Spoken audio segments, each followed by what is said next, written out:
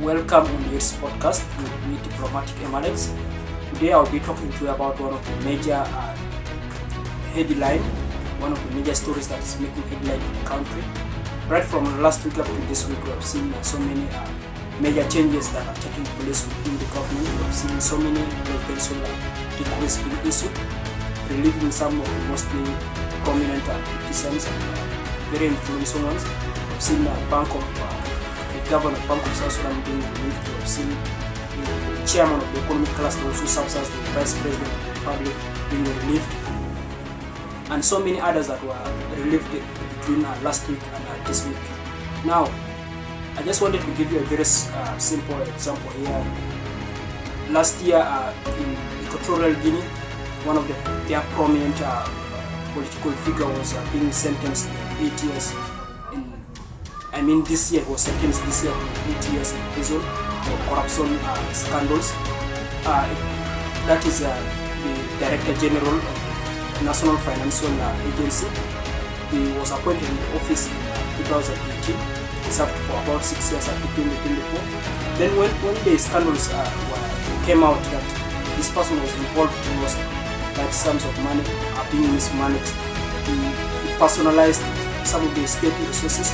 And then this is one of the persons that is so much related to the first family, and is also coming from one of the very influential families in Equatorial Guinea, that is Baltasar, Ebang, and Gongo. And now he's serving his 8 years in prison, sentence from 2025. That will take him maybe up to around 2033.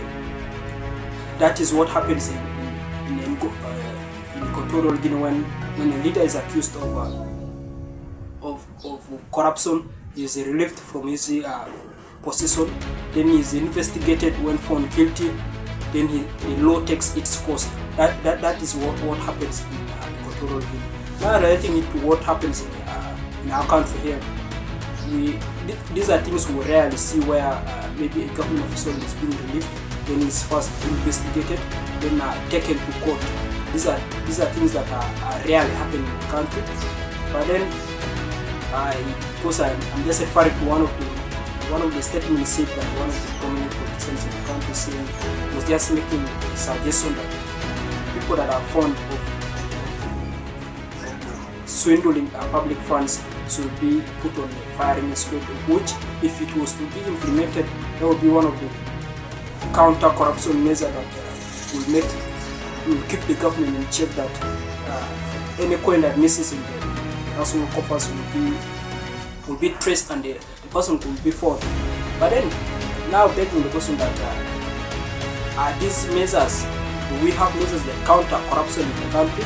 Because we have noticed right from the beginning of the year, so many presidential decrees were being issued. You find a leader is taken today, within 10 months the leader is back into the same position. Only the leader is being taken out, not more than a year, the leader is being brought back into his position.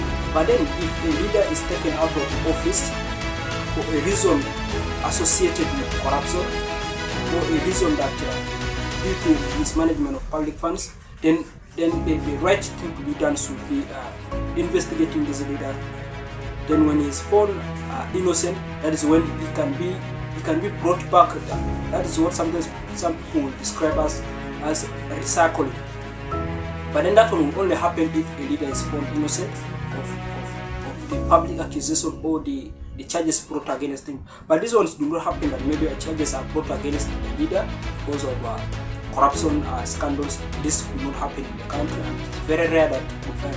But then what we suggest that we can put forward to fight corruption, because now here corruption without accountability, or without holding those ones that are involved in mismanagement of public funds, not making them accountable, means like there's no work done, because the next person that holds that office is going to have a lot of work to be done because of the mess that was committed by the person that left the office. And now, according to me, if I'm to suggest a solution that should be put forward to counter corruption, mainly with the leaders that are being relieved from their offices, maybe because they do not report to their head, like to the head of the state, leaders of that kind, or leaders that are associated to mismanagement of public funds, what I will suggest, or a public suggestion, should be like, when the leader is relieved or dismissed from office, these leaders should be first should be apprehended to pay fuel for investigation. When now the court, the out of the investigation will be the one to judge his fate. Because when we continue bringing leaders in and out without them accounting for the things that do happen, that means we are like promoting corruption, because it will continue for years, and then we shall continue suffering. The people of South Sudan, the poor people will continue suffering, taxpayers will continue suffering.